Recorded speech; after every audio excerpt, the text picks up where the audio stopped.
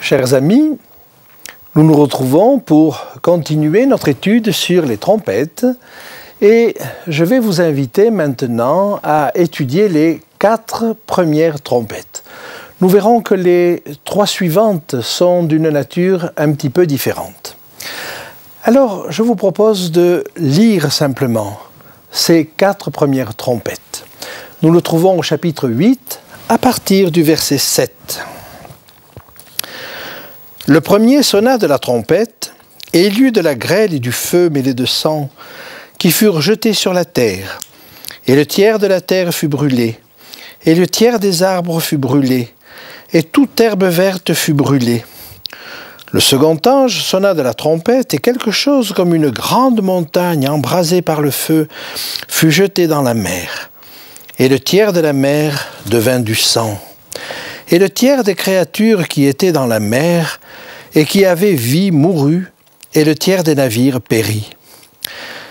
Le troisième ange sonna de la trompette, et il tomba du ciel une grande étoile ardente comme un flambeau, et elle tomba sur le tiers des fleuves et sur les sources des eaux. Le nom de cette étoile était Absinthe, et le tiers des eaux fut changé en absinthe. Et beaucoup d'hommes moururent par les eaux, parce qu'elles étaient devenues amères. Le quatrième ange sonna de la trompette, et le tiers du soleil fut frappé, et le tiers de la lune, et le tiers des étoiles, afin que le tiers en fût obscurci, et que le jour perdît un tiers de sa clarté, et la nuit de même. Cette succession d'événements catastrophiques rappelle et fait écho à ce que nous allons trouver en plus grave au chapitre 16. Et je vous invite à lire au chapitre 16 ce qui va se passer avec les coupes. Vous allez retrouver la même incidence sur la terre, la mer, les fleuves et les sources d'eau et sur les astres. Regardons ce texte, Apocalypse 16, verset 2. Le premier alla et versa sa coupe sur la terre. Et un ulcère malin et douloureux frappa les hommes qui avaient la marque de la bête et qui adoraient son image. Le second versa sa coupe dans la mer, et elle devint du sang, comme celui d'un mort. Et tout être vivant mourut, tout ce qui était dans la mer. Le troisième versa sa coupe dans les fleuves et dans les sources d'eau, et ils devinrent du sang. Je vais tout de suite au verset 8 pour lire la 4e coupe. Le 4e versa sa coupe sur le soleil, et il lui fut donné de brûler les hommes par le feu. Et les hommes furent brûlés par une grande chaleur, et ils blasphémèrent le nom de Dieu, qui a autorité sur ces fléaux, et ils ne se repentirent pas pour lui donner gloire. Vous avez sans doute noté cette même succession. Première trompette tombe sur la terre. Première coupe, le fléau tombe sur la terre. Deuxième trompette, sur la mer. Deuxième coupe, sur la mer. Troisième trompette, sur les fleuves et sur les sources d'eau. Troisième coupe, sur les fleuves et sur les sources d'eau. Quatrième trompette, sur le soleil, la lune et les étoiles. Quatrième coupe, sur le soleil. Autrement dit, le ciel. Et là, il y a une succession tout à fait intéressante que nous avions notée dans la structure, mais qui font que les coupes et les trompettes se font écho. Alors, Quelques différences quand même à noter. Première différence, les trompettes touchent le tiers de la planète. Les coupes touchent la totalité de la planète. Maintenant, on peut également dire que ces plaies ne sont pas toutes de même nature. Cela change un petit peu, mais le point d'impact est le même. Et cela me paraît extrêmement important. Alors, outre cet écho que nous avons entre les trompettes et les coupes, j'aimerais vous signaler également un troisième écho. Et ce troisième écho, nous le trouvons dans ce qui est dit au chapitre 14, dans le premier message. Et je vous invite à lire avec moi ce premier message, le message du premier ange, qui se trouve donc au versets 6 et 7 du chapitre 14. Lisons-le ensemble. Je vis un autre ange qui volait par le milieu du ciel, ayant un évangile éternel pour l'annoncer aux habitants de la terre, à toute nation, à toute tribu, à toute langue et à tout peuple. Il disait d'une voix forte, « Craignez Dieu et donnez-lui gloire, car l'heure de son jugement est venue. Et adorez celui qui a fait le ciel, la terre, la mer et les sources d'eau. » Ce message invite à adorer celui qui a fait le ciel, la terre, la mer et les sources d'eau. Ces quatre éléments. Alors évidemment, l'essentiel du message porte sur le jugement. Craignez Dieu et donnez-lui gloire, car l'heure de son jugement est venue. Mais voyez-vous la deuxième partie du message, adorer celui qui a fait le ciel, la terre, la mer et les sources d'eau. Ce message-là nous invite à adorer le Dieu créateur. Or, ce que nous vivons en ce moment, ce que nous disent les trompettes, ce que nous disent les coupes, c'est que cette création de Dieu est en train de s'abîmer.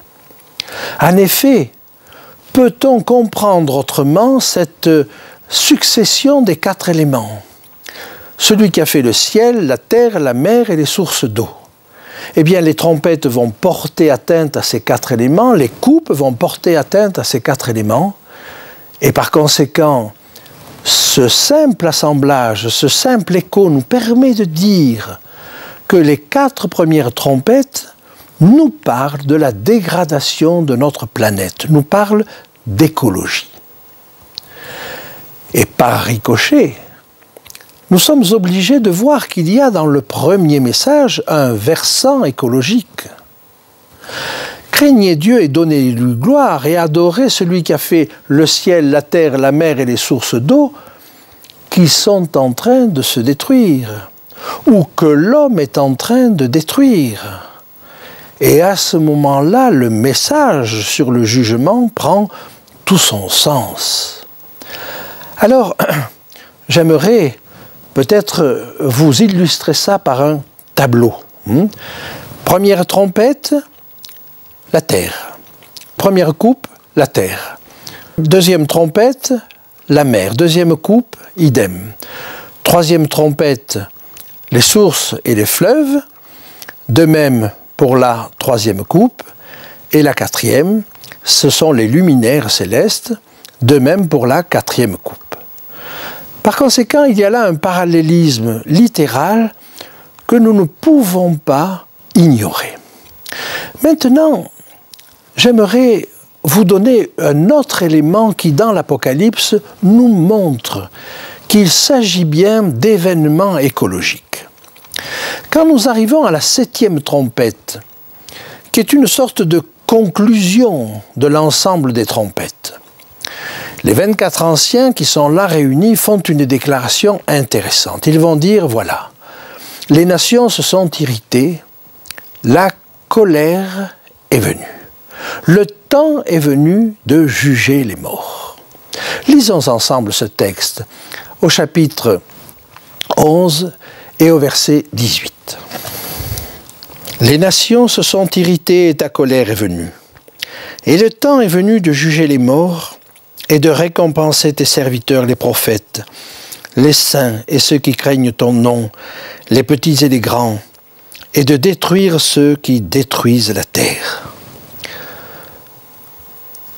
Je ne sais quel sens pouvait avoir pour Jean cette phrase « Il est temps de détruire ceux qui détruisent la terre ». Mais ce que je peux dire, c'est qu'aujourd'hui ça a du sens. Les trompettes nous parlent d'écologie, elles nous parlent de cette terre qui est en train de se détruire.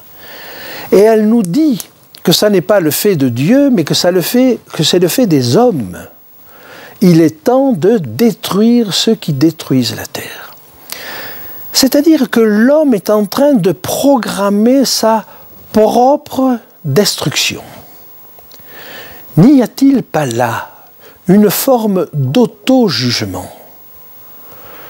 L'homme est en train, en détruisant la terre, de porter un jugement sur lui-même. Ne serait-ce pas là un des aspects du jugement de Dieu, de faire en sorte que ce soit nos propres actions qui nous condamnent? C'est du moins ce que l'on peut comprendre à travers ce texte. Alors, une fois que nous avons vu cela, j'aimerais que nous comprenions quel est le sens que peuvent avoir ces événements. Et j'aimerais souligner avec vous certains aspects de ce message qui va être prêché au chapitre 14. Qui prêche ce message? Qui prêche les 3 messages d'Apocalypse 14? Il n'est qu'à voir ce qu'il y a juste avant. Et ce qu'il y a juste avant, ce sont les 144 000. Ce sont les 144 000 qui vont avoir à prêcher ces 3 messages. Oh, certes, ils ont déjà été prêchés. Mais ont-ils été prêchés à toute la terre? Ont-ils pénétré tous les esprits? Certainement pas.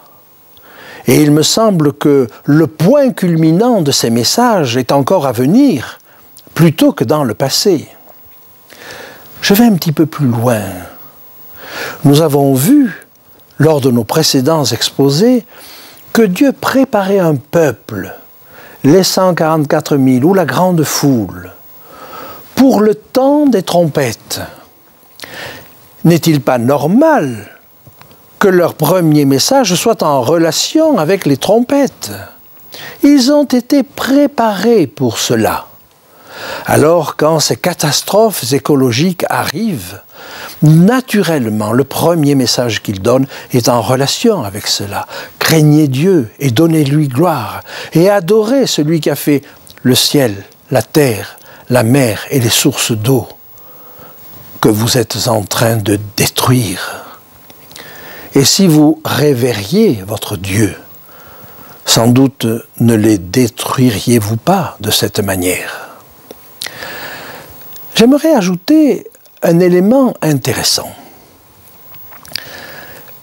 Vous savez, le fait de désigner Dieu comme celui qui a créé le ciel, la terre, la mer et les sources d'eau est quelque chose de tout à fait inhabituel. C'est unique dans toute la parole de Dieu.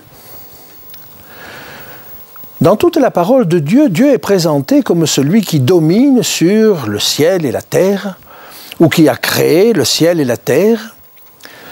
Mais vous n'en avez qu'un qui nous dit qu'il a créé le ciel, la terre, la mer et les sources d'eau. Alors, voyons ces textes-là, si vous le voulez bien. Regardons Genèse chapitre 14, verset 22. Abraham répondit au roi de Sodome, « Je lève la main vers l'Éternel, le Dieu Très-Haut, Maître du ciel et de la terre. » Telle est la parole d'Abraham au roi de Sodome. L'Éternel est le Maître du ciel et de la terre. Et nous retrouvons la même chose dans le livre du Deutéronome, au chapitre 4 et au verset 39. C'est Moïse qui s'adresse au peuple et qui lui dit ceci. Sache donc en ce jour et retiens dans ton cœur que l'Éternel est Dieu en haut dans le ciel et en bas sur la terre, et qu'il n'y en a point d'autre. » Alors, maintenant que nous avons vu quelques textes, et ils sont nombreux, qui pourraient vous montrer que Dieu est présenté comme le Maître ou le Créateur du ciel et de la terre, j'aimerais vous montrer un des textes qui nous présente Dieu comme le Créateur du ciel, de la terre et de la mer. Nous le trouvons dans Apocalypse au chapitre 10. « Et l'ange que je voyais debout sur la mer et sur la terre leva sa main droite vers le ciel et jura par celui qui vit au siècle des siècles, qui a créé le ciel et les choses qui s'y trouvent, la terre et les choses qui s'y trouvent, et la mer et les choses qui y sont, qu'il n'y aurait plus de temps. » Ce verset-là, dans l'Apocalypse même, nous montre un Dieu créateur du ciel, de la terre et de la mer. On ne peut pas imaginer qu'il s'agit d'autre chose que de notre écosystème. Eh bien, l'élément qui est ajouté dans les coupes, dans les trompettes et dans le premier message, c'est l'eau. Savez-vous que c'est l'eau qui est certainement le prochain problème majeur pour notre planète? Il est clair qu'une bonne partie de la population n'a pas accès à l'eau potable. Certains pays en regorgent, mais d'autres n'en ont pas assez. Et on s'attend à ce que, même dans les pays dits industrialisés, on se trouve même en pénurie d'eau potable. Il y a donc là une première indication qu'il s'agit là d'un problème majeur. Alors, c'est déjà un avertissement. Mais j'aimerais attirer votre attention encore sur un autre élément. Et on peut se dire quel est le sens de ces messages-là. Effectivement, il va arriver des catastrophes. Mais quel peut être le message de réconfort des 144 000, de ceux qui auront à prêcher ces messages? Quel peut être le message de réconfort face aux catastrophes qui se profilent? Eh bien, j'aimerais pour cela vous amener à revenir sur un texte que nous avons déjà lu, en Apocalypse 7. Revenons au moment où ces 144 000 avaient été scellés. Et je lis à partir du verset 1. « Après cela, je vis 4 anges debout aux 4 coins de la terre, et ils retenaient les 4 vents de la terre, afin qu'il ne souffle à point de vent sur la terre, ni sur la mer, ni sur aucun arbre. » Dieu n'est pas présenté comme celui qui sévit. Il est présenté comme celui qui retient. En d'autres termes, si Dieu n'intervenait pas, les événements seraient encore beaucoup plus graves qu'ils ne sont maintenant. Et donc, voyez, Dieu apparaît comme celui qui retient les vents, comme celui qui tempère les choses. Et l'on peut se demander pourquoi il les tempère. Mais pour des raisons assez précises. C'est qu'en réalité, les hommes ne sont pas préparés à cela. Et il use de patience envers nous, comme le dit l'apôtre Pierre. Il use de patience envers nous, ne voulant pas qu'aucun périsse, mais voulant que tous parviennent à la repentance.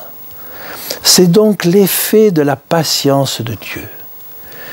Et pour nous aider, pour aider les hommes à prendre conscience de ces choses-là, à prendre conscience du salut, à prendre conscience que leur propre voie les conduit à la destruction, que leur péché les conduit à la mort.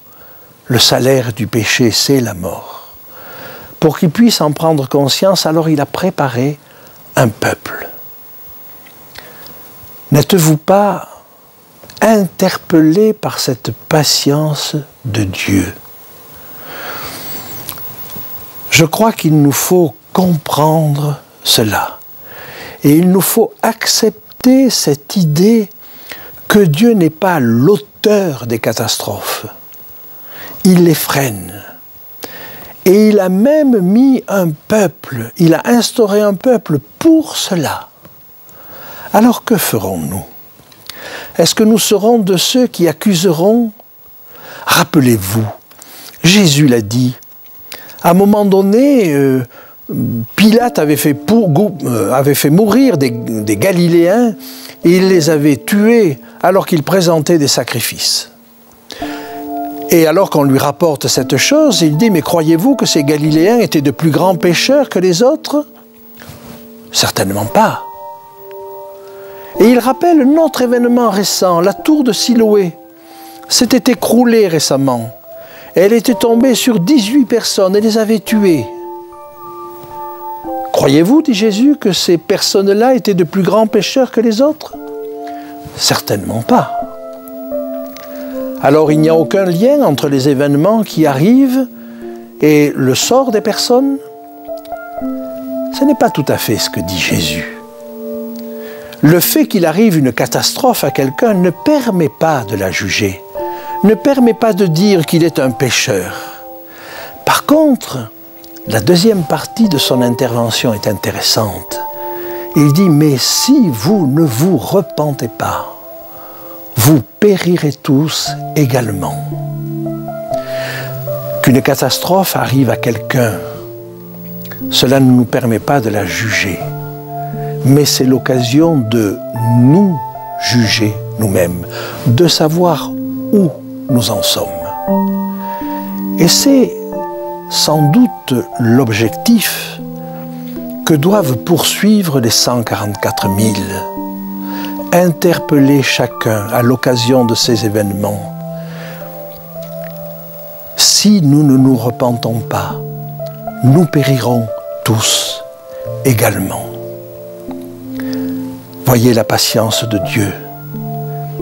Ne pas accuser, mais s'examiner soi-même. Et devant les événements qui nous attendent, c'est ce à quoi nous sommes appelés, nous examiner nous-mêmes.